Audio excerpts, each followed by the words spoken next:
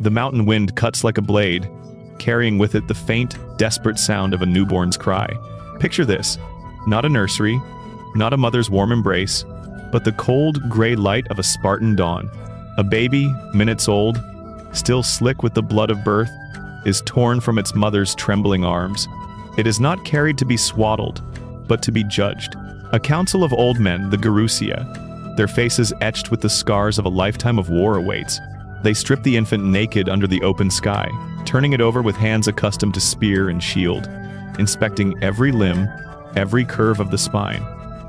They are looking for flaws, a slight limp in the way a leg kicks, a whisper of a murmur in the tiny chest, any sign of imperfection that hints at future weakness. And if they find it, the child is wrapped not in linen, but in a coarse cloth, carried to the precipice of Mount Taygetus, to a place called the Apothete, the deposits, and left to die in the chilling embrace of the ravine below. This isn't a scene from a dark myth.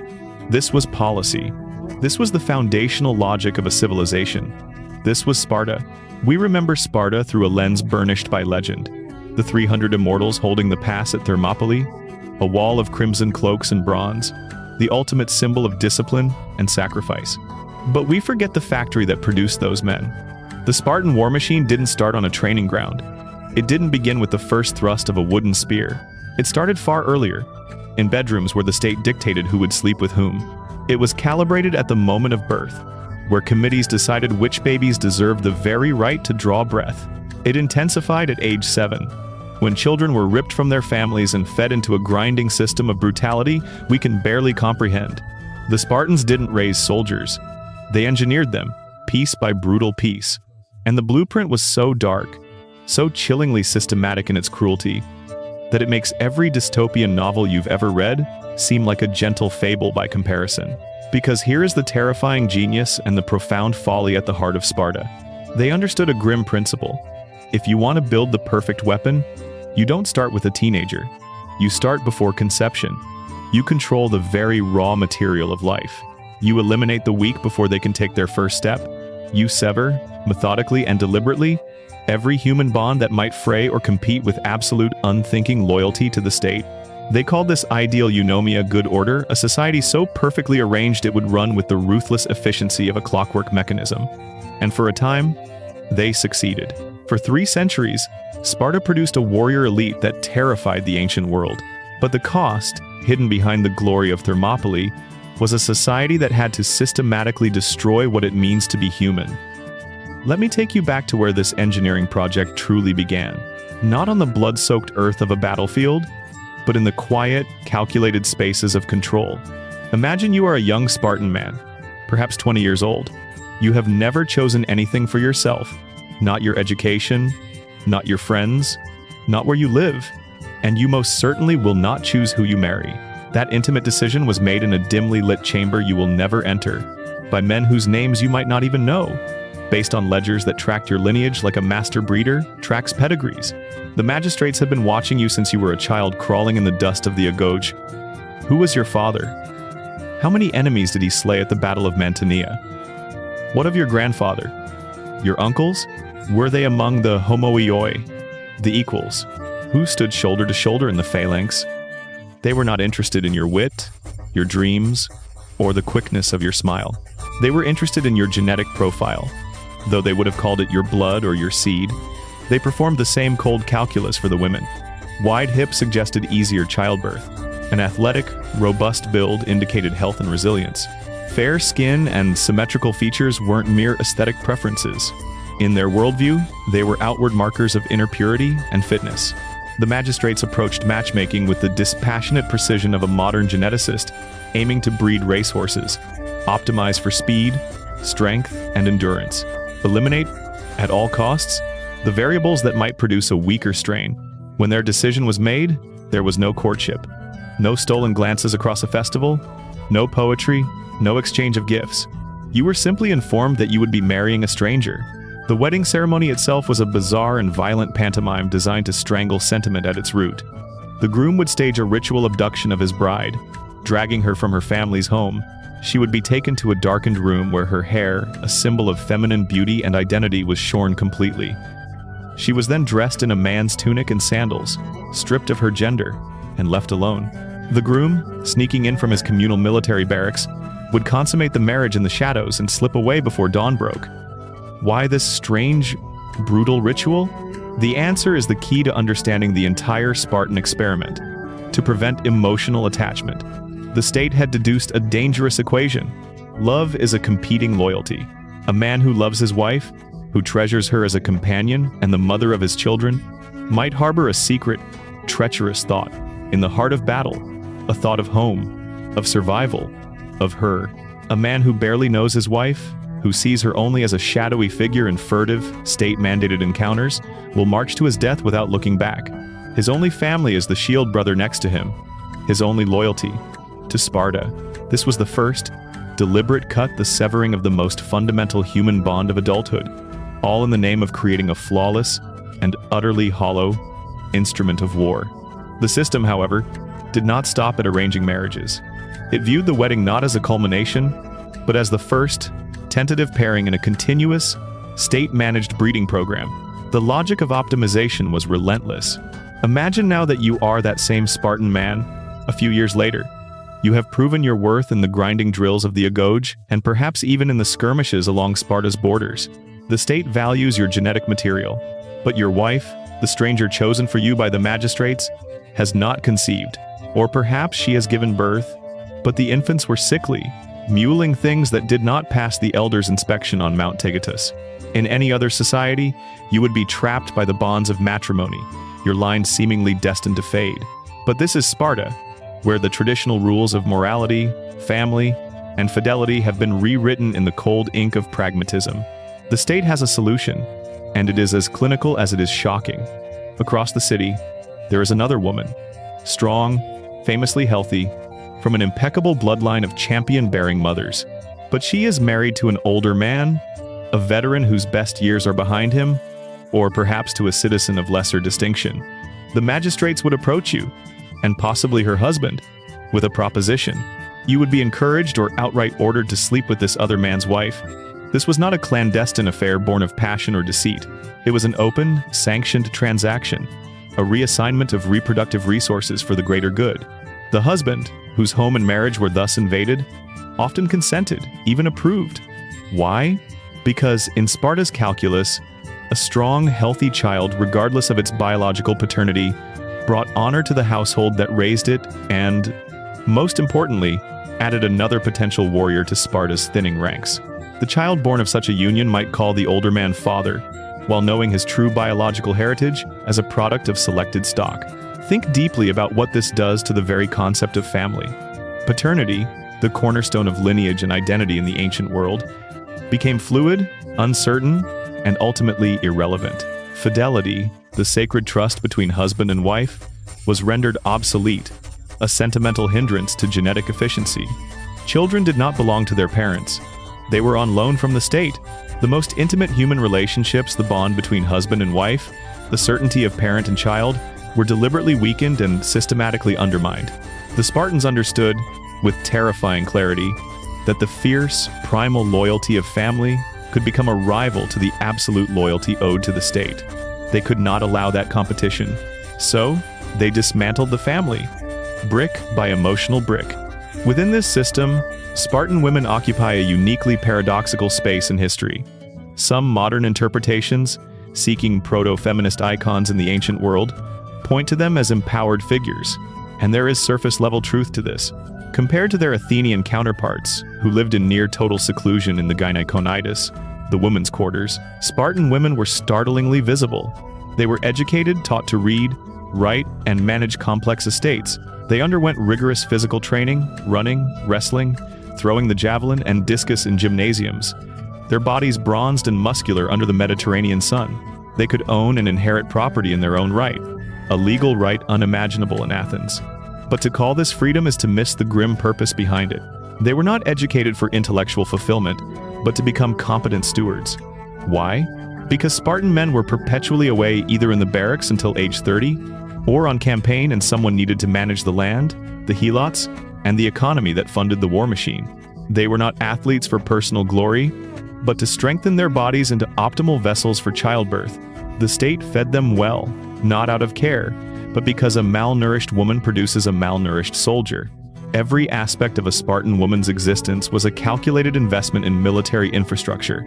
It was efficient, it was logical, it was, in its own way, utterly dehumanizing. They were breeding stock, granted privileges not as rights, but as tools to better perform their primary, state-mandated function, producing and hardening the next generation of warriors. And these women, crucially, internalized this ideology with a fanaticism that often outstripped the men's. From girlhood, they were drilled in a single, overriding metric of worth: the quality of the soldiers they produced. Their lullabies were paeans to valor, their nursery rhymes, lessons in sacrifice.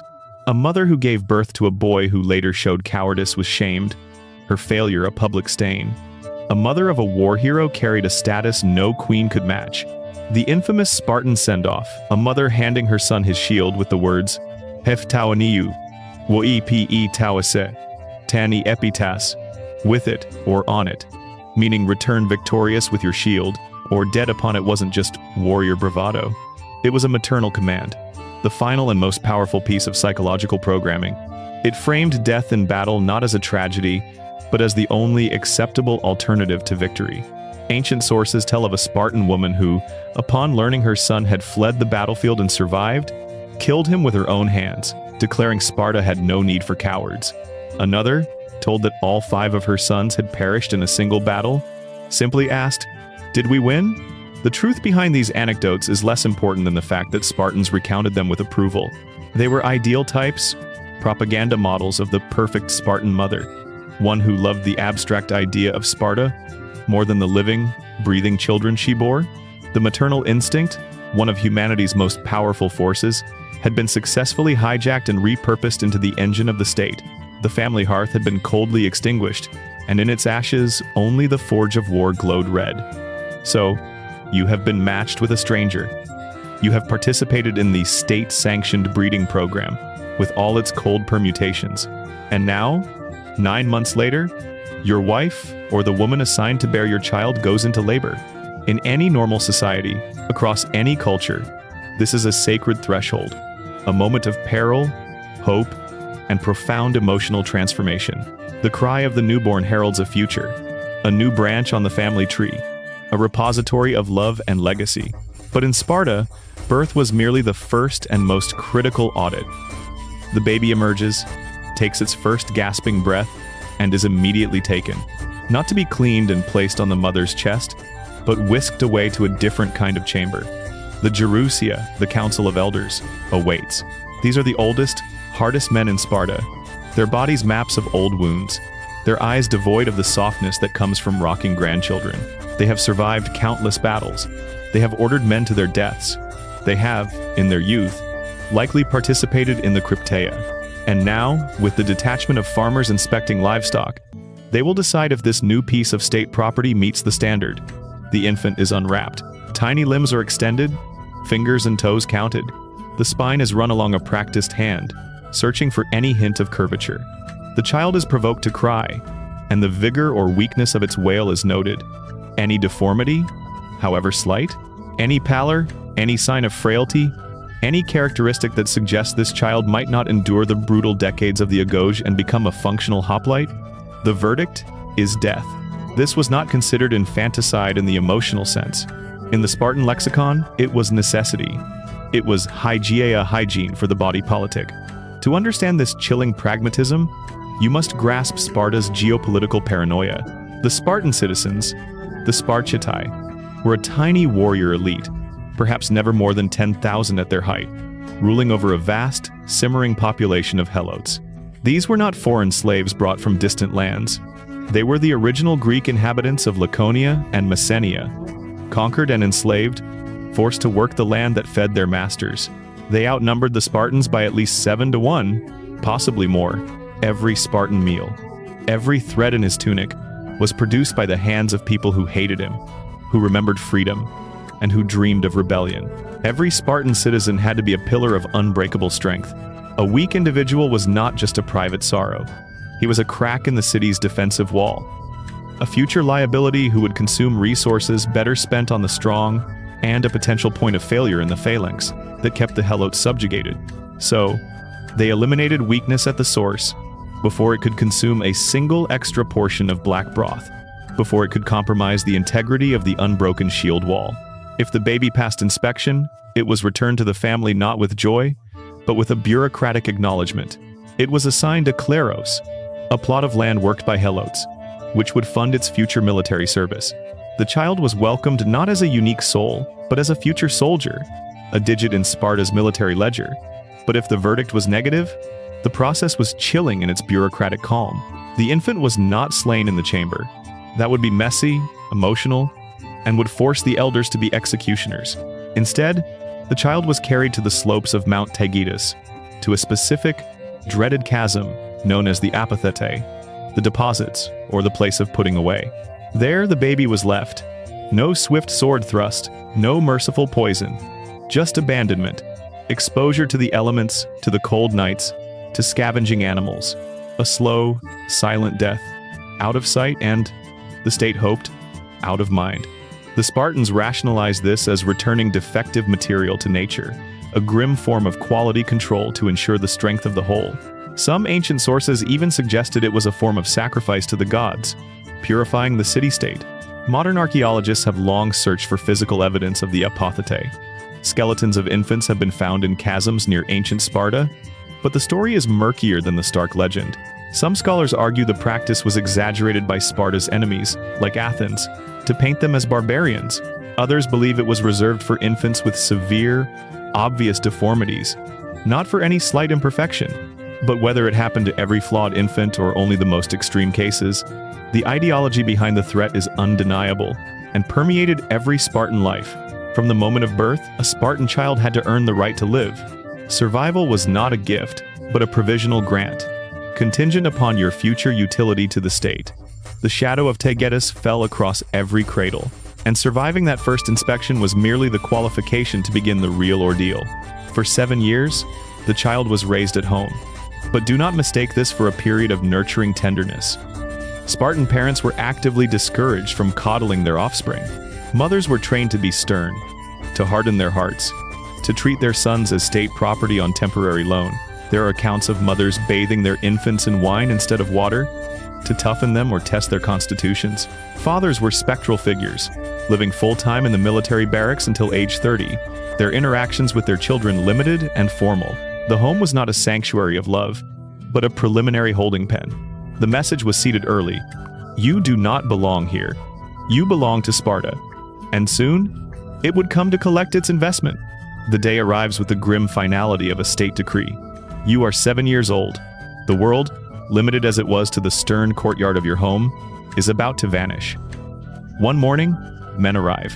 They are not relatives. They are paedonomoi state-appointed childminders. But the title is a grotesque understatement. They are wardens, recruiters, and proxies for the impersonal will of Sparta. They have come to take you. Your mother does not weep. She does not cling to you. She has been rehearsing this moment in her mind since the day you passed the elders' inspection. To show grief, to protest, would mark her as weak, as insufficiently devoted to the polis.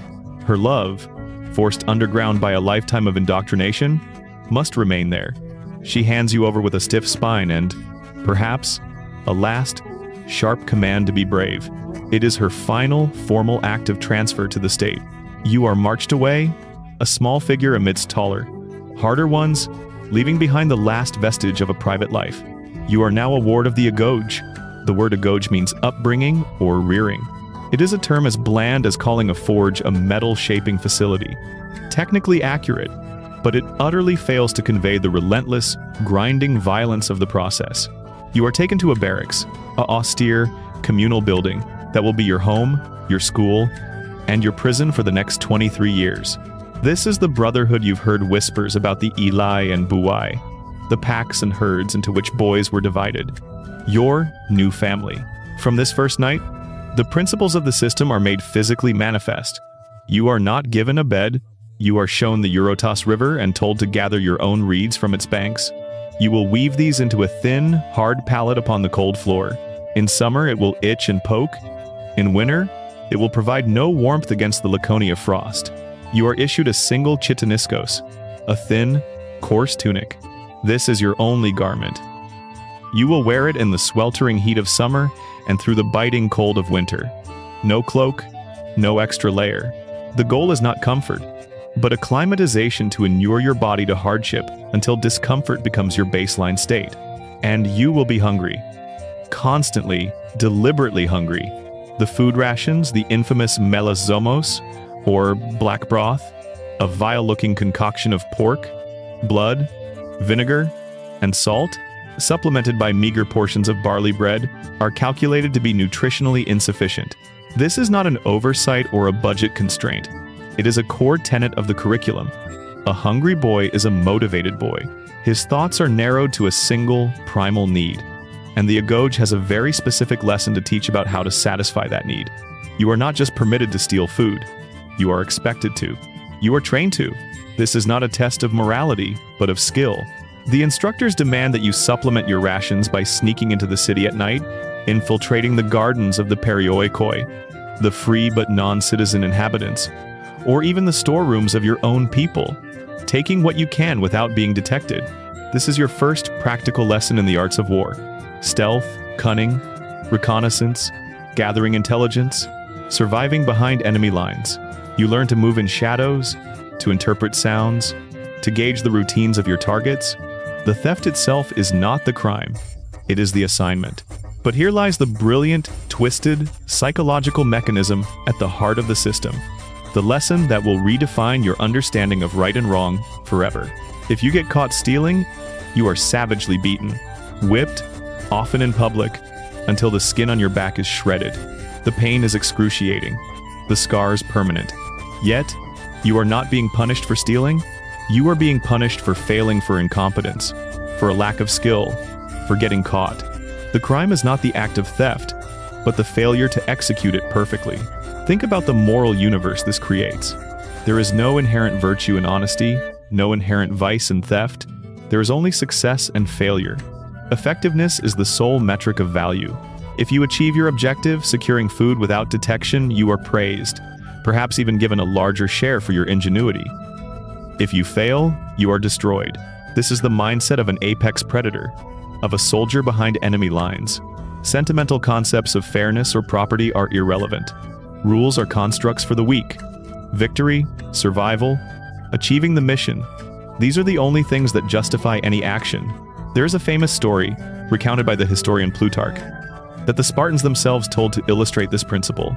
A Spartan boy stole a live fox cub, intending to hide it under his cloak until he could eat it or trade it. As he was walking, he was cornered by one of his instructors, who began questioning him, suspecting mischief.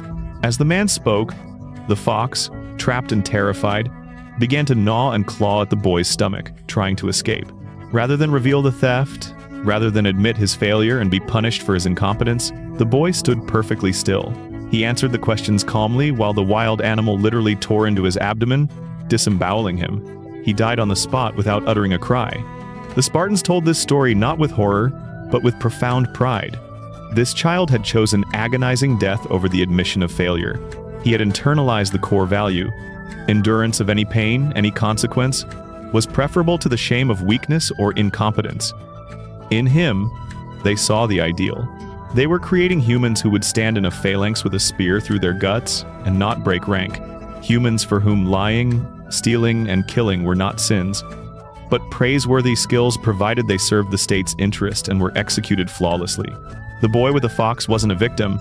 He was a martyr to the Spartan way, and his story was a lesson written in blood for every child who shivered in the barracks, their stomachs gnawing with a hunger far deeper than any fox could inflict. Physical hardening and moral recalibration were only one blade in the Agoge's arsenal. The real, daily battlefield was psychological, and it was fought with a weapon more subtle than the whip: language. Our modern word laconic, meaning someone of few, pointed words, comes directly from Laconia, the region Sparta ruled. This is no coincidence. It was a manufactured trait, beaten and bitten into Spartan boys from their earliest days in the Brotherhood. Instructors and the older Irines would subject the boys to constant, grueling verbal interrogation. These were not lessons in rhetoric, but traps designed to expose uncertainty. The questions were sudden, paradoxical, and designed to have no safe answer. Who was the bravest man in Sparta? A boy who named the king might be accused of flattery, One who named another might show disrespect. What is the worth of a single hoplite in the phalanx? To say great might imply the individual mattered. To say little might dishonor the unit. Is theft a virtue? The boy who had just been beaten for getting caught stealing now had to navigate this philosophical minefield. There were no correct answers. The goal was not to elicit information, but to observe the reaction, a flicker of doubt in the eyes, a hesitant stammer, a moment of silent panic.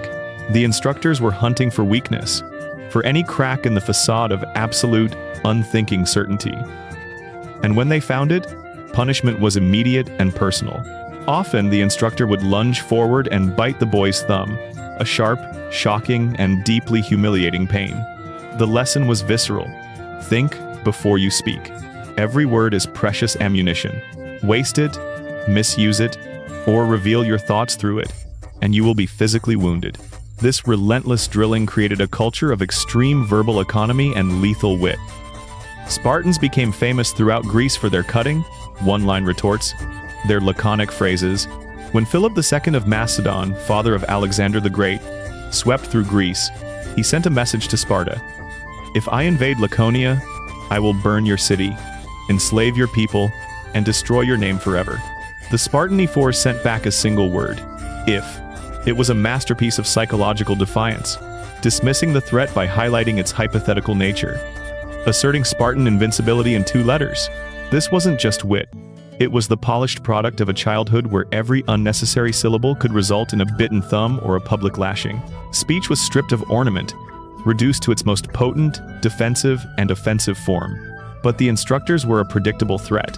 The true, grinding terror of the agoge came from a more intimate source: your peers. The system was meticulously designed as a pyramid of sanctioned abuse. The older boys, the Erinis usually in their late teens, were granted absolute authority over the younger ones. They were drill sergeants, judges, and executioners rolled into one. They could demand answers, inflict punishments, create arbitrary rules on a whim, and they did so with brutal creativity. Mealtimes, the few moments meant for sustenance, became theaters of psychological torture. And Irene would fire rapid, nonsensical questions at a younger boy choking down his black broth. Why is the sky blue? Count the grains of barley in your bread. Name every helot in Messenia. A wrong answer, a slow response. A fearful glance, any sign of intellectual or emotional uncertainty would trigger immediate and public humiliation. The offender might be forced to stand on one leg until he collapsed, ridiculed in song, or beaten with the Irene staff. This wasn't random bullying. It was institutionalized, state-sanctioned psychological warfare. The system's goal was to teach boys to function under extreme, unpredictable pressure, to think with crystalline clarity while fear adrenaline coursed through their veins. It fostered a permanent state of hypervigilance and paranoia. You could not trust anyone. The boy sleeping on the reeds next to you, who shared your hunger, was also your evaluator, your potential punisher. He might be your shield brother in a future battle, but today he was looking for any slight flaw to exploit, to elevate his own status by demonstrating his dominance over you. It created a brutally sophisticated social predator, a young man who could read the subtlest cues in a hierarchy, who could deploy rhetoric as a dagger, but who was fundamentally incapable of forming a genuine, trusting emotional bond. In the Spartan world, trust was vulnerability, and vulnerability was suicide. This relentless pressure sought to burn away the last vestiges of childhood: spontaneity, play, and innocent friendship. In their place, it forged a cold, transactional camaraderie based on shared suffering and mutual survival, but always underpinned by competition. You learned to rely on others in the phalanx out of necessity, not affection. The emotional landscape of a Spartan youth was reduced to a binary: pride or shame, strength or weakness, victory or defeat. There was no room for compassion, for grief, for the gentle and complex hues of human connection. The boy who entered the agoge at 7 was being systematically unmade, his humanity methodically replaced with the circuitry of a weapon.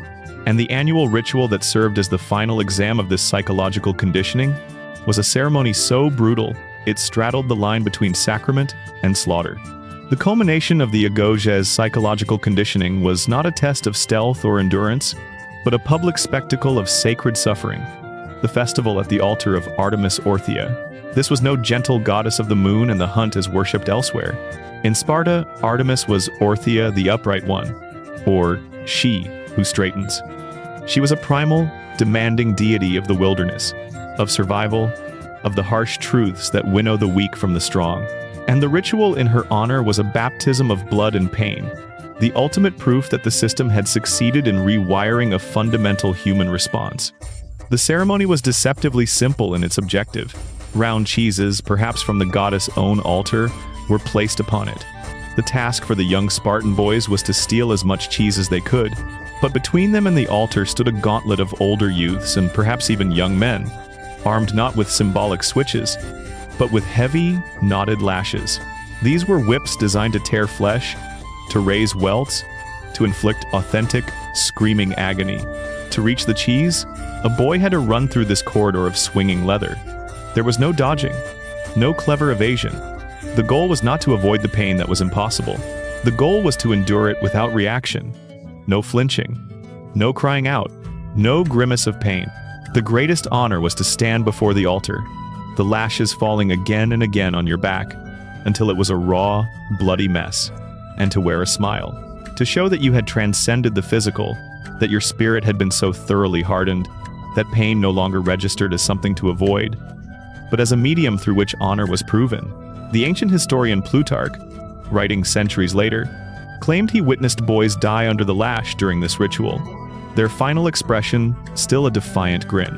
Whether this specific grisly detail is literal truth or moralistic exaggeration is less important than the undeniable function of the ritual. It was the agoge's final, public exam. It proved that the state had successfully burned away the most basic human instinct, the impulse to recoil from harm. Pain no longer triggered a retreat to safety. It triggered pride, a perverse sense of accomplishment. They hadn't just created tough soldiers. They had created beings who derived identity from the very thing that destroys normal men. The boy who smiled through the whipping was no longer fully human. He was a Spartan. This relentless focus on the group, however, masked a looming existential threat that shaped every aspect of Spartan society. To understand the final, darkest phase of a Spartan's education, you must first grasp the foundation of Sparta's wealth and its deepest fear. The lush fields of Laconia and Messenia did not bend under the labor of Spartan citizens. They were worked by the Helots, the enslaved Greek population. The relationship was not that of master and foreign slave, but of conqueror and conquered native, a dynamic far more volatile. Every Spartan meal, every thread in his tunic, was produced by people who remembered freedom, who spoke his language, worshipped his gods, and hated him with a generational, smoldering fury. Historical estimates suggest Helots outnumbered Spartan citizens by at least 7-1, possibly 10-1 or more. This was not a society. It was a prison camp guarded by a small, hyper-vigilant warder class. The fear of a Helot revolt was the cold, sweating terror that lay beneath Sparta's granite exterior. It was the reason for the perpetual military readiness, the reason why the Agoge had to produce unbreakable men. It was the crack in the foundation that could bring the entire, brutal edifice crashing down. The annual declaration by the ephors, the powerful overseers of a formal state of war against the Helots, was not mere ceremony. It was a legal and psychological necessity, a perpetual reminder that they lived atop a volcano. And it was from this pit of paranoia that the most sinister institution of all emerged, the Crypteia. The name itself means the secret thing or the hidden. This was not a military unit for the battlefield. It was a secret police, a death squad, and the final, damning graduation exercise for the most promising products of the Agoge. Here is how it worked. The most intelligent, the most ruthless, the most capable of the young Spartans, those who had excelled in stealth, cunning, and endurance, were selected for this ultimate test. They were sent out into the Laconian countryside alone or in small, covert groups. They carried no armor, bore no identifying insignia. Their supplies were minimal. A dagger, perhaps a cloak. Their orders were chillingly simple. Hide during the day, move only under the cover of darkness, and kill Helots. But not just any Helots. This was not random, wanton slaughter meant to cower through sheer volume. The directive was strategic, agricultural in its metaphor. Cut down the tall poppies. Their targets were the strongest, the smartest, the most charismatic. Helots, The natural leaders, the ones who stood a little taller, who spoke with a little more authority, whom others might look to in a moment of rebellion. Eliminate the potential organizers. Keep the subjugated population leaderless, demoralized, and perpetually terrified. The Krypteia was state-sponsored terrorism, designed to maintain control not through law, but through the constant, unpredictable shadow of murder. This was the final exam, the darkest graduation. The Krypteia asked a question that went beyond physical endurance or tactical skill. Could you murder a man who had done you no personal harm? Could you slit the throat of an unarmed farmer in his sleep, or strike down a shepherd from behind on a lonely hillside? Could you commit not an act of passionate violence, but one of cold, clinical, bureaucratic elimination? Could you suppress every last flicker of empathy, fairness, and proportionality? If you could, you were ready. You had proven that your humanity was fully extinguishable, that you were a perfect, amoral tool the state could deploy, without hesitation. The young men who participated in the Krypteia would return to their barracks with blood under their fingernails and a new void in their hearts. They had killed because the state ordered it, and the state had provided the legal fiction to absolve them. That annual declaration of war by the Ephors transformed the act from murder into a legitimate act of war. The Helot was no longer a slave under protection, however, minimal, of household or custom. He was an enemy combatant in a perpetual, low-intensity conflict. The Krypteia operative wasn't an assassin. He was a soldier on a covert mission behind enemy lines. It was bureaucratized atrocity with paperwork. Imagine the psychological landscape of a Spartan who had endured all of this. He passed the inspection on Mount Tegetus. He survived the hunger, the cold, and the whips of the Agoge. He endured the psychological torment of his peers and the bloody altar of Artemis Orthia. He proved his ultimate loyalty in the pitch-black night of the Krypteia. Now, at age 30, he is finally granted a semblance of private life. He is a full citizen, a homoios, an equal. He can leave the barracks. He can at last live with his wife. But do not mistake this for domestic bliss, for the softening embrace of a home. For the Spartan man and woman brought together under these conditions, the concept of home was alien. Their union was not a sanctuary, but a state-mandated production facility for the next generation of soldiers. The woman waiting for him had been prepared just as meticulously, though in a parallel track of indoctrination. While the boys were in the Agoge, Spartan girls underwent their own unique regimen, one that has often been misinterpreted. They were, as noted, educated, taught to read, write, and manage estates. They participated in strenuous physical exercise, running, wrestling, throwing the javelin and discus, often in public, wearing short tunics that shocked other Greeks. On the surface, this appears startlingly progressive, but the purpose was ruthlessly pragmatic, stripped of any notion of personal liberty or fulfillment. The logic was straightforward and biological. Strong, healthy mothers produce strong, healthy children. Therefore, girls were fed nutritious meals to build robust frames. They exercised to strengthen their bodies for the ordeal of childbirth and to ensure they could pass on physical vitality. Their education was not for intellectual exploration, but for competent estate management, a critical skill since their husbands would be perpetually absent, either at war or dining in the communal syssitia mess halls. They were being engineered into the perfect incubators and administrators, their value measured solely in the quality of their offspring and their efficiency in maintaining the economic engine that fueled the military. This physical conditioning was paired with a psychological conditioning even more severe than that of the boys. From their earliest years, Spartan girls were drilled to suppress and redirect the maternal instinct, to replace it with fanatical patriotism. Their lullabies were odes to valor. Their fairy tales were of sons dying gloriously. A woman's worth was inextricably tied to the battlefield performance of the men she produced.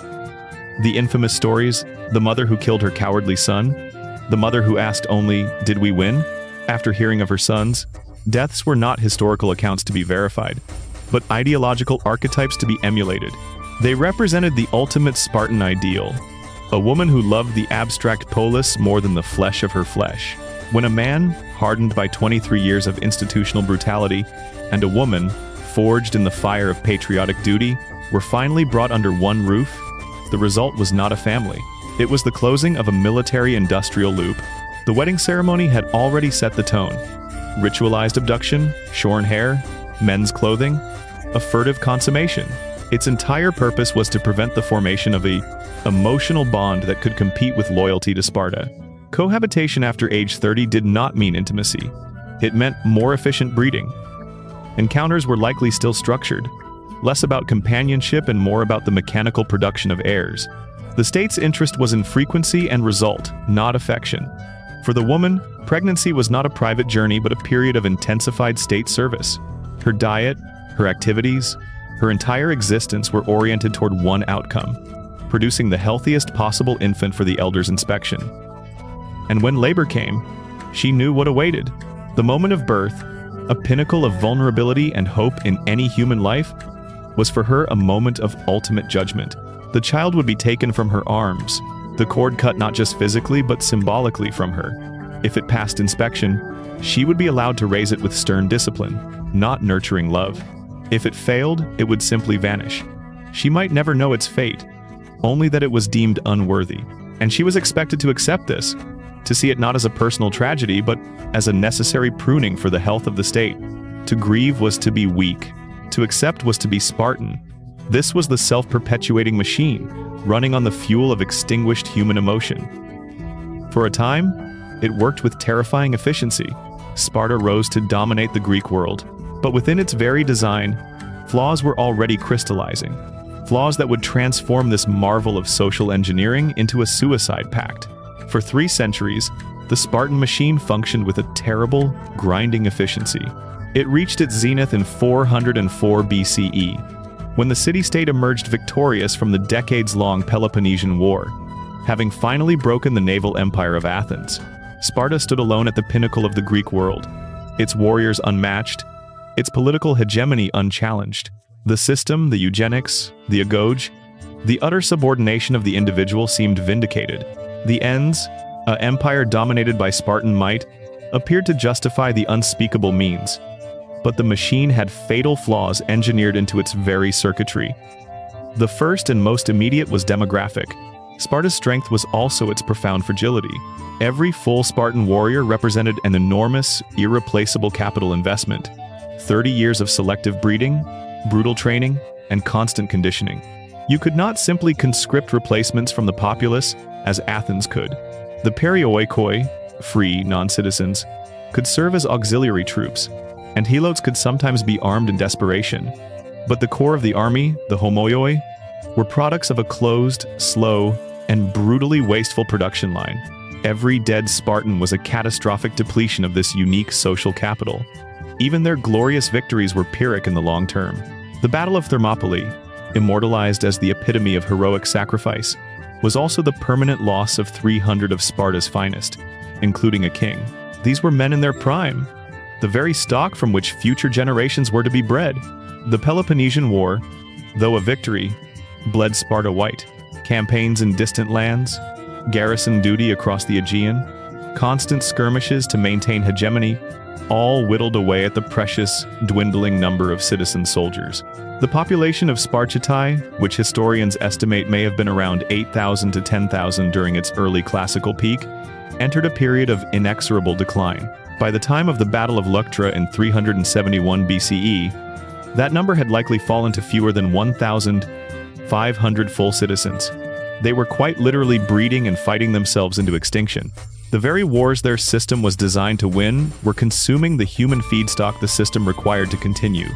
It was a slow-motion demographic suicide. The second flaw was intellectual and strategic rigidity. The agoge was phenomenally effective at producing one thing: superlative hoplites for a dense shock phalanx. Within that narrow tactical framework, they were arguably the best in the world. But the agoge did not produce innovators, strategic thinkers, or adaptable commanders. It produced consummate conformists. The entire education system was designed to suppress individuality, curiosity, and independent thought. Boys who asked why were punished. Boys who devised novel solutions were beaten down for deviating from the norm. The system rewarded those who could most perfectly embody and execute existing doctrine, not those who could imagine new possibilities. This left Sparta dangerously ill-equipped as the nature of Greek warfare evolved. The 4th century BCE saw the rise of combined arms tactics, more flexible troop deployments, the increased use of light infantry, peltasts, and cavalry, and innovations in siegecraft. While other Greek states like Thebes experimented and adapted, Sparta remained locked in its traditional, monolithic model. They were the perfect answer to a military question that the rest of Greece was starting to move beyond. Their strength became a kind of profound weakness, an inability to pivot, to learn, to think outside the tightly drawn lines of the phalanx. The third, and perhaps most ironic, flaw was that success poisoned them. Victory in the Peloponnesian War unleashed forces that began to corrode Sparta's austere foundations from within. The Spartan system was built on a foundation of radical, enforced equality among the homoioi and a legendary austerity, famously attributed to the semi-mythical lawgiver Lycurgus, who was said to have banned gold and silver coinage to prevent corruption and inequality.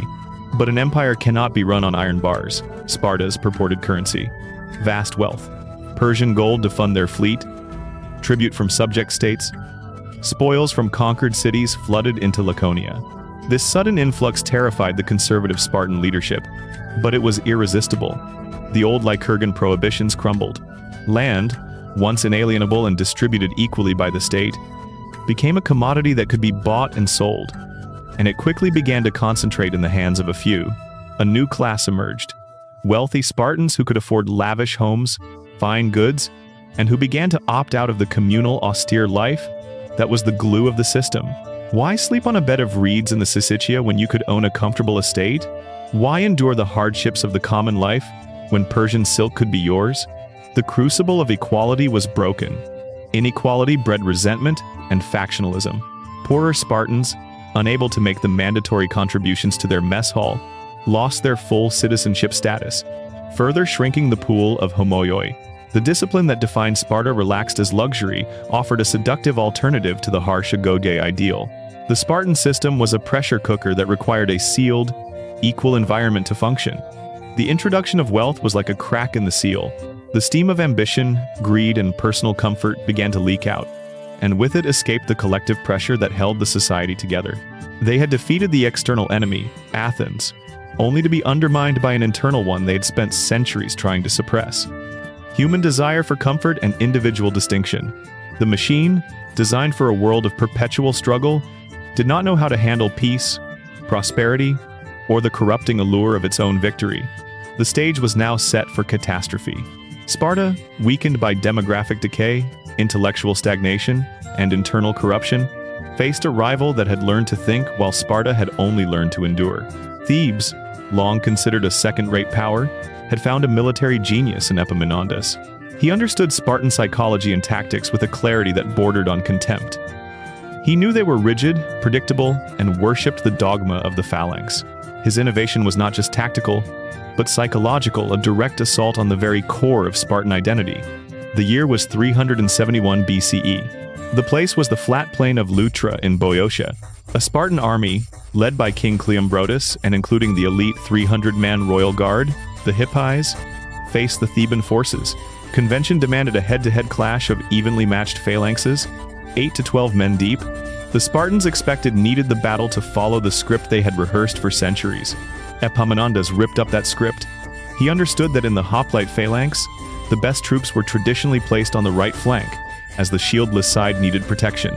The Spartan king and his best men would be there. So Epaminondas did the unthinkable. He refused his own right flank, making it weaker and deeper, and instead concentrated his crack troops, the sacred band of Thebes, on his left flank.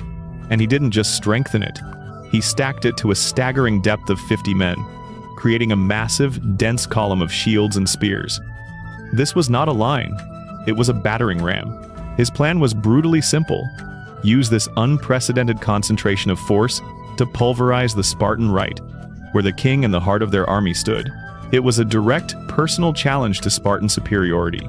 Conventional wisdom screamed that this would leave his own weakened right flank vulnerable to being rolled up. But Epaminondas gambled that the Spartans, slaves to their own doctrine, would not adapt. They would meet strength with strength head-on, as they always had. He was right. The Theban column, a terrifying juggernaut of focused mass, crashed into the Spartan right flank. The physics were devastating. A phalanx designed to withstand evenly distributed pressure could not hold against a single point of overwhelming force. It was like a wall being hit by a siege engine. The Spartan line shattered, King Cleombrotus was killed. The elite hippies were slaughtered where they stood. In that single, brutal afternoon, some 400 Spartan citizens fell, nearly a third of their remaining effective fighting force. The numbers were catastrophic, but the true damage was metaphysical. The myth of Spartan invincibility in land battle died at Leuctra. For 3 centuries, that myth had been the keystone holding up the entire arch of their society. It justified the infanticide, the brutal agauge, the suppression of family, the terror of the cryptia. All of it was sold as the necessary price for producing the unbeatable warrior. At Leuctra, the product failed. The Thebans, whom Spartans considered inferior, had not just beaten them, they had outthought them, humiliated them, and exposed their sacred way of war as obsolete. The psychological shockwave that rolled back to Sparta was paralyzing. The unthinkable had happened. When the survivors straggled home, the city descended into a state of profound trauma. According to the historian Xenophon, when the news reached Sparta, the relatives of the slain men went about in public with bright, proud faces, while the families of the survivors skulked in shame and mourning. Even in defeat, the perverse ideology held. Survival without victory was the ultimate disgrace. But the city itself was gutted. The loss of so many men in their prime was a blow from which the citizen body could never recover. More critically, Sparta's aura of fear, the intangible force that had held its empire and its helots in check, evaporated overnight. The aftermath was a rapid, irreversible unraveling. The helots of Messenia, seeing the master's whip hand broken, seized their moment. With Theban encouragement, they revolted and, after decades of struggle, established the Free State of Messenia. This was an economic and psychological death blow. Messenia was the fertile heartland that fed Sparta. Its loss cut off the city's economic lifeline and freed a huge population from bondage. Other subject states and allies, now devoid of fear, peeled away from the Spartangent-led Peloponnesian League.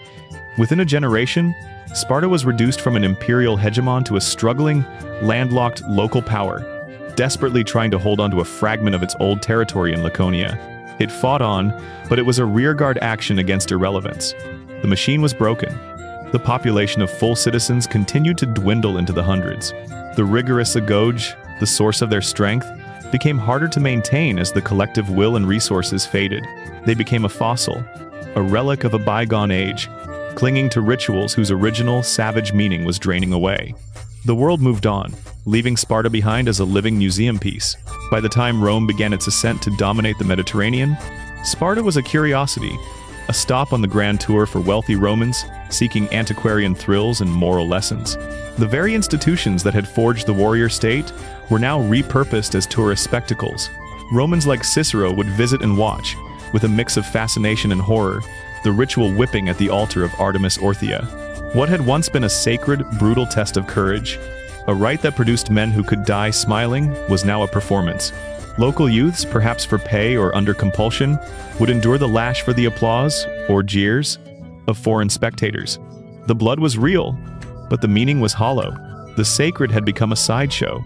The Romans saw in Sparta a stark, simplified mirror of their own idealized virtues. Discipline, austerity, valor, but stripped of the complicating context of empire and commerce. They admired the fossil, not the predator it once was. This descent into caricature was the final, bitter fruit of the Spartan system. They had created a society so specialized, so extreme, so perfectly calibrated for a single, narrow purpose, producing peerless hoplite infantry that it could not adapt when the world changed. Like a deep-sea fish evolutionarily perfected for crushing depths, it died when brought into the new light of a different era. Let us step back now and consider the lethal elegance of their failure. They had systematically eliminated what they deemed weaknesses from their body politic. Through infanticide, they tried to purge physical frailty from the gene pool. Through the agauge, they burned away compassion, individuality, and independent thought. Through the destruction of the family unit, they severed the bonds of private love that might compete with state loyalty. Through the crypteia, they extinguished the last embers of empathy and moral proportionality. They created the perfect, single-minded instrument of war. But in eliminating these weaknesses, they eliminated the very traits that allow civilizations to endure, evolve, and flourish. They eliminated flexibility. A system that cannot bend will break. When Epaminondas presented a new tactical problem at Leuctra, Sparta had no intellectual or doctrinal flexibility to respond. They could only execute the old drill, with catastrophic results. They eliminated creativity and innovation. The Agoj was a machine for replication, not invention. It produced superb executors of a known formula, but no Archimedes, no playwright like Sophocles, no philosopher like Socrates would ever emerge from its sterile, regimented confines. While Athens' flawed, chaotic, passionate Athens was giving birth to the foundational ideas of Western civilization, Sparta was producing another identical, interchangeable hoplite. In the long race of history, ideas prove more durable than spears. Most tragically, they eliminated the complex emotional bonds that create a sustainable society. The fierce love of a parent for a child, the loyalty between husband and wife, the trust between friends. These are not mere sentimentalities. They are the glue that holds people together through crises that go beyond warfare. They motivate sacrifice for the future, foster altruism, and build social capital that isn't purely transactional. Sparta's social capital was based entirely on fear and rigid duty. Once the fear of the state waned and the duty seemed to yield only defeat, the society had no deeper reservoir of mutual affection or shared dreams to fall back upon. It simply crumbled. So, what is the lesson here?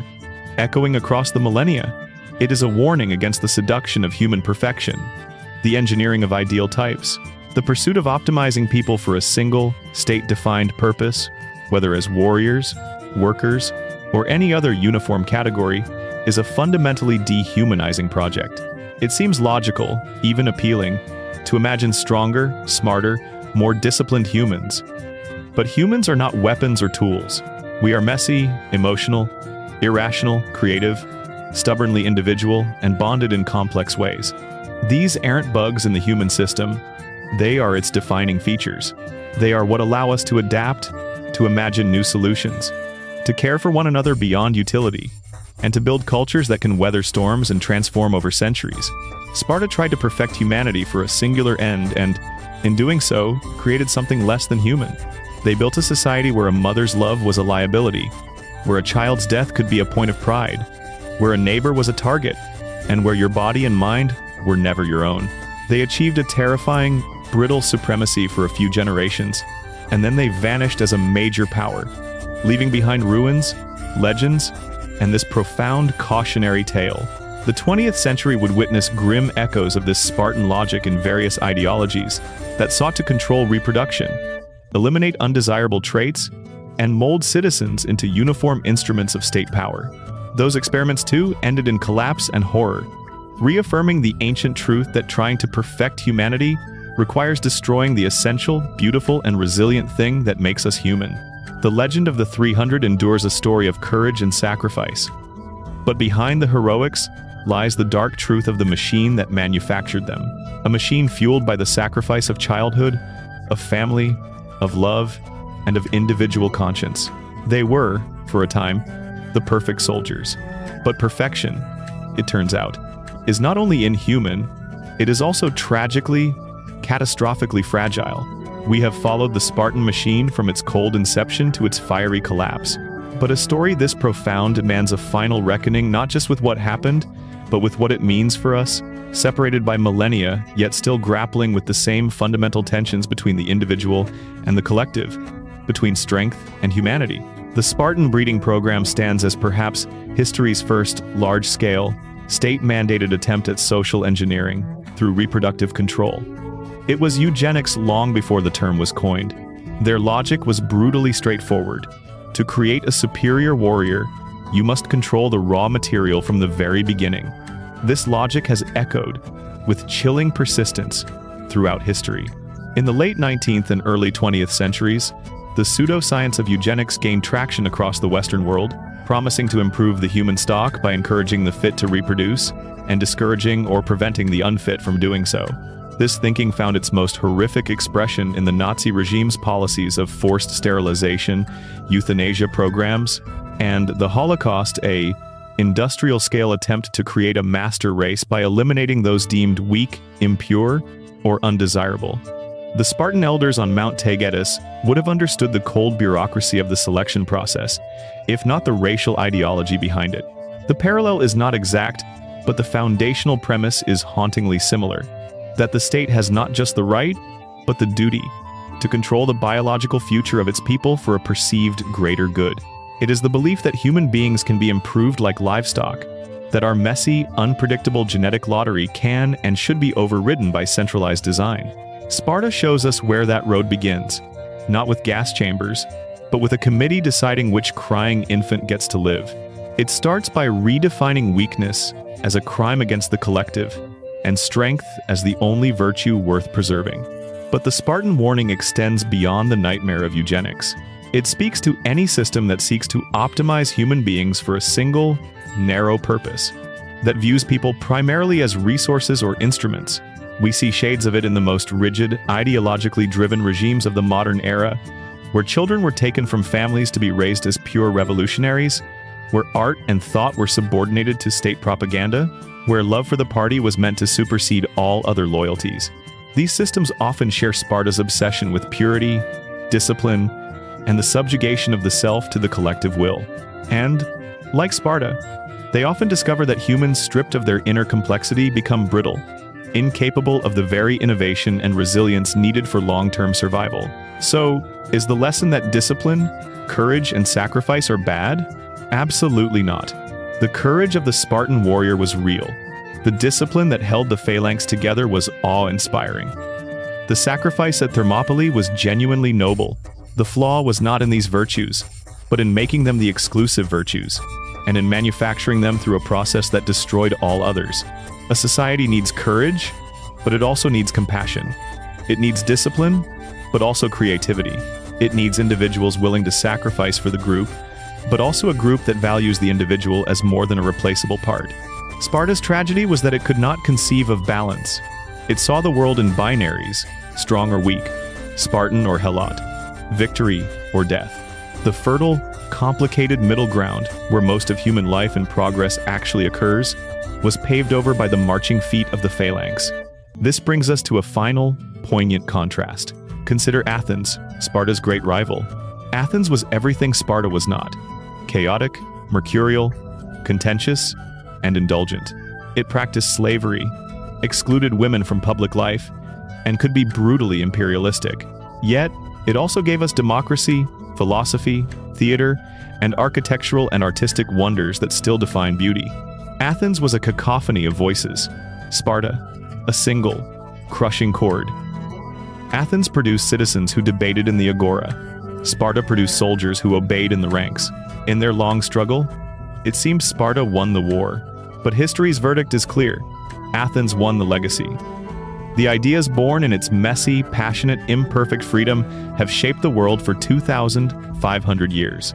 Sparta's legacy is a ghostly warning and a template for a kind of strength that ultimately consumes itself. Why? Because Athens, for all its flaws, nurtured the full spectrum of human potential. It allowed for the question, why?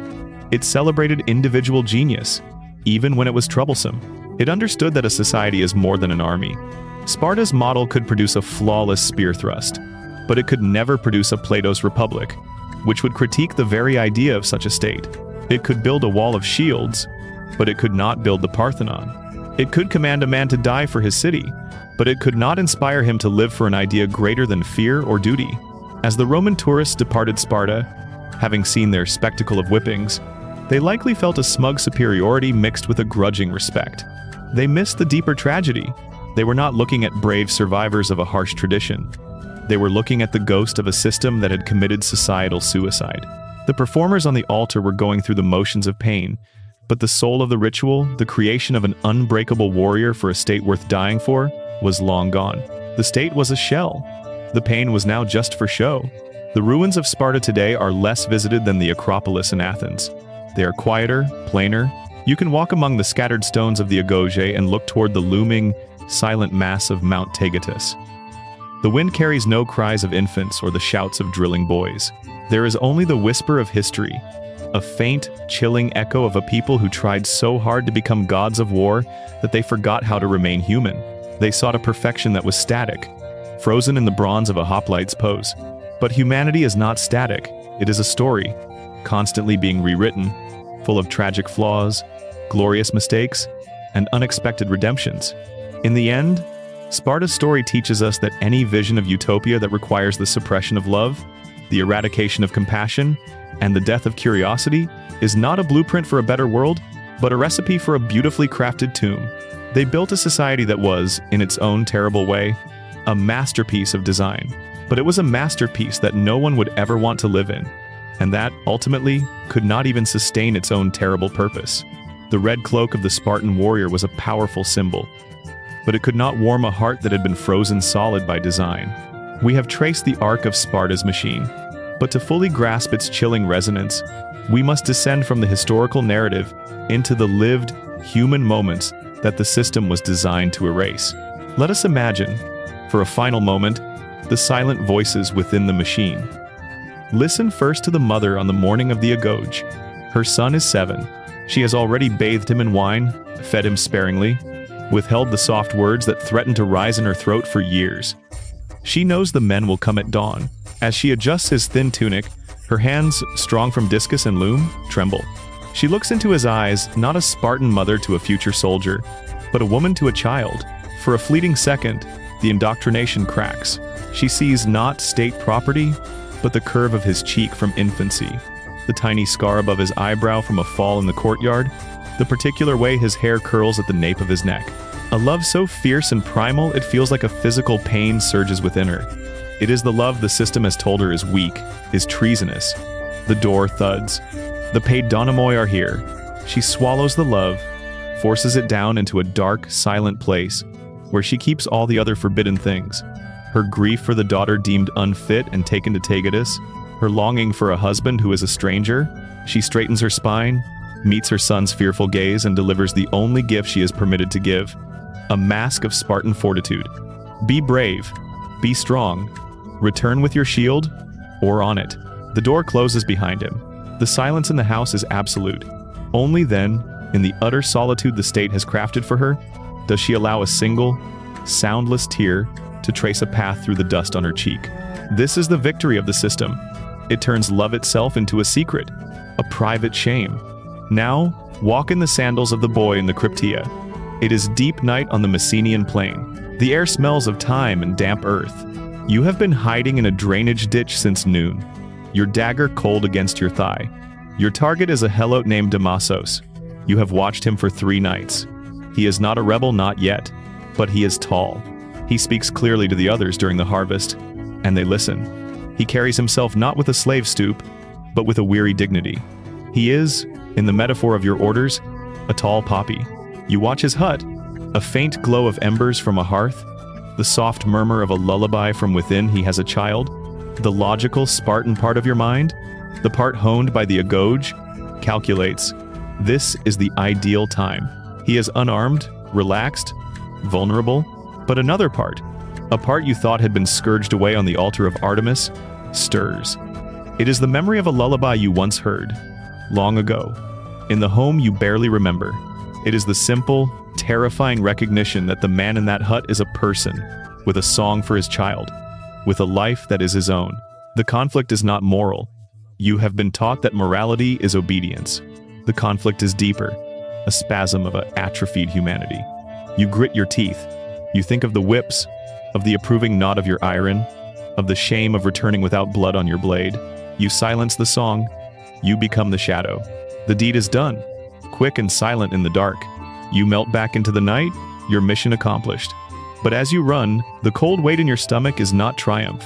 It is a new, permanent hollow, where that last spark of empathy used to flicker. You have passed the final test. You have become the perfect tool, and you are, in that moment, utterly alone in the universe. Finally, consider the aging Spartan citizen, a veteran of Leucoctra. He is 50 now, his body a map of old wounds, his mind a repository of drills and doctrine that failed. He sits in what passes for his home, but it feels like a barracks. He looks at his wife, a capable, severe woman who manages their dwindling estate with efficiency. They have shared a roof for 20 years, produced 3 children. One was exposed. 2 sons entered the agoge. One died at Leuctra, beside the king. The other returned, but walks with a limp and a vacant stare. They do not speak of him. There is no shared grief to bind them, only a shared, unspoken failure. He tries to remember if he ever knew the sound of her laughter, and cannot. He thinks of the friends of his youth, the boys from his Eli. He remembers their names, their faces, how they fought beside each other, but he cannot recall a single moment of unguarded confession, of foolish joy, of a bond forged in anything but shared pain and fear of punishment. Now, most of them are dead. The world outside is changing. Thebes is powerful, Messenia is free. Strange, new philosophies are discussed in other cities. He does not understand them.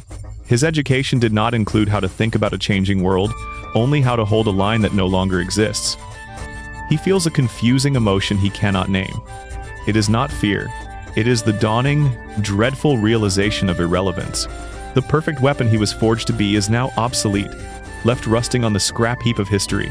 The state to which he gave everything, his childhood, his conscience, his children, is a shrinking, frightened shadow. What was it all for? The question, the most human of questions, arrives too late. He has no vocabulary for doubt, no solace in philosophy, no warmth in personal love. The system provided for everything except the soul's need for meaning. He is left with the chilling silence of a purpose fulfilled and found worthless. These are the true costs, hidden behind the marble statues and the stirring legends. The Spartan machine did not just kill infants and helots. It killed the inner lives of its own people. It exchanged the rich, chaotic, painful, and beautiful tapestry of human experience for a single, stark pattern, the weave of the war cloak. When we look back at Sparta, we must resist the allure of the simple, heroic narrative. We must see not just the 300, but the 3,000 moments of silenced love, of extinguished empathy, of questions never asked. Their story is not a manual for building strength, but an anatomy of a particular kind of societal death. The death that comes when you mistake a part of the human spirit for the whole and decide the rest is expendable. In our own complex world, we may not face councils inspecting our newborns, but we still grapple with versions of the Spartan temptation. The lure of purity over complexity, of efficiency over humanity, of a strong, simple answer over a messy, difficult truth. Sparta's ghost whispers that there is a shortcut to greatness through control and sacrifice. But history screams back that the shortcut is a cliff edge, and the sacrifice is ultimately yourself. Having walked the grim corridors of the Spartan system and felt the human cost in the silence between the history, we must now turn the final page, not with a summary, but with a reflection that bridges the chasm of centuries. What is the legacy of this city-state that perfected itself into oblivion? It is a legacy written in two contrasting scripts, one etched in the bold, popular memory of heroism, the other carved in the subtle, scholarly understanding of a profound societal failure. In the popular imagination, thanks largely to Frank Miller's 300 and its cinematic adaptation, Sparta is a meme of ultimate masculinity and sacrifice. It is a land of sculpted warriors, defiant one-liners, and glorious last stands. This version is powerful, visceral, and emotionally resonant. It taps into a universal admiration for courage and camaraderie in the face of impossible odds. But it is a cartoon, a hyper-stylized reduction that scrubs away the moral rot and systemic cruelty to present a pure, adrenaline-fueled fantasy. This Sparta is a motivational poster, not a civilization. It invites us to admire the flower while ignoring the poisoned soil in which it grew. This legacy is seductive but deeply dishonest, for it celebrates the product while willfully ignoring the monstrous factory. The true, scholarly legacy is far more valuable and far more chilling. Sparta stands in the historical record as the ancient world's most exhaustive experiment in totalitarian collectivism. It was a laboratory where the variables of family, love, art, commerce, and individual thought were systematically eliminated to observe the result. A society optimized for a single output. The result was a breathtaking, short-term military success, followed by a long, irreversible decline into sterility and irrelevance. For political scientists, sociologists, and philosophers, Sparta is not a model to emulate, but a cautionary archetype. It is the definitive case study in how a society can win every battle and still lose its soul, and with it, its future. This duality, the pop culture hero versus the historical warning, is itself a lesson. It shows us how easily we can be mesmerized by symbols of strength and discipline, and how readily we can divorce those symbols from the horrific costs required to manufacture them. We want the heroic 300 without the infant exposure, the laconic wit without the bitten thumbs, the disciplined phalanx without the cryptia. But you cannot have one without the other. They were part of a single, integrated system. To admire the warrior while condemning the system that created him is a historical and moral fallacy. The warrior was the system's ultimate expression. So, what do we, here in the 21st century, take from this dark journey? We are not city-states surrounded by helots, but we too face pressures that tempt us with Spartangent-like solutions.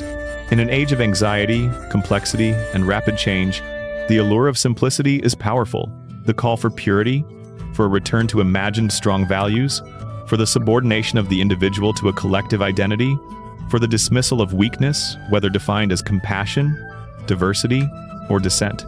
These are modern echoes of the Spartan chorus. We see it in extremist ideologies of all stripes that promise strength through homogeneity and purity through exclusion. Sparta's history screams that this is a dead end, literally and figuratively. A society that cannot tolerate weakness, difference, or doubt is a society that cannot adapt. And in a world of constant change, adaptability is the only true strength. Furthermore, Sparta's fate challenges our modern obsession with optimization and metrics. We live in an age of efficiency algorithms, standardized testing, and key performance indicators.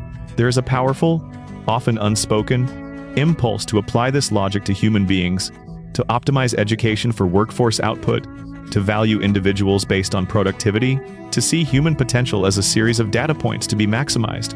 This is the Spartan logic in a technological guise. It seeks to streamline the messy human process for a predetermined, utilitarian end. Sparta shows the terminal point of that road, a society of perfectly efficient, interchangeable, and emotionally barren components. It reminds us that the things which make life worth living, love, art, curiosity, leisure, deep friendship, are inherently inefficient. They cannot be easily measured on a spreadsheet, but they are the very things that give strength its purpose and a society its resilience. As this script ends, I leave you not with a simple moral, but with a haunting image. Picture two artifacts from antiquity. The first is a Spartan hoplon shield, bronze-faced, heavy, scarred from battle. It is an icon of collective strength, the left side protecting the man to your right, your life dependent on his. It symbolizes the Spartan ideal, the individual subsumed into an unbreakable whole. The second is an Athenian ostracon, a broken pottery shard. On it, a citizen has scratched the name of a man he voted to exile from the city in the practice of ostracism. It is a symbol of messy, contentious, and often unfair democracy. It represents debate, disagreement, the power of the individual voice, even in malice, and the perpetual, chaotic negotiation of public life. For centuries, the shield seemed the stronger symbol. It was solid, unified, and fearsome. The potsherd was fragile, fractured, and fickle. But time has delivered its verdict. The shield, and the society built around it, became a relic. The concept of the ostracon of people having a say, however imperfect, in their own fate, evolved, spread, and became a foundational principle of the modern world. The brittle strength of perfect unity broke. The fragile, adaptable strength of engaged citizenship endured. Sparta's story is the story of the shield. It is a masterpiece of single-minded design. But it could not bend, and so it broke. We live in the long, complicated, and profoundly hopeful shadow of the potsherd. Let the ghost of Sparta serve as a permanent reminder. Any system that asks you to surrender your heart, your mind, and your conscience in exchange for strength is not offering you a place in history. It is offering you a role in a tragedy. True strength does not come from the suppression of humanity, but from the courageous, messy, and compassionate exercise of it. Thank you for listening to this dark history deep dive. If these stories of the past have made you think, have challenged your perspectives, please leave a like and subscribe. It genuinely helps this channel grow. Let me know in the comments where you're listening from. I'm always amazed to see how far these tales travel across the world. The past is not a dead place, it's a conversation, and we've just had a profound one about the limits of strength and the price of perfection. Check the description for sources and further reading, and I'll see you in the next video.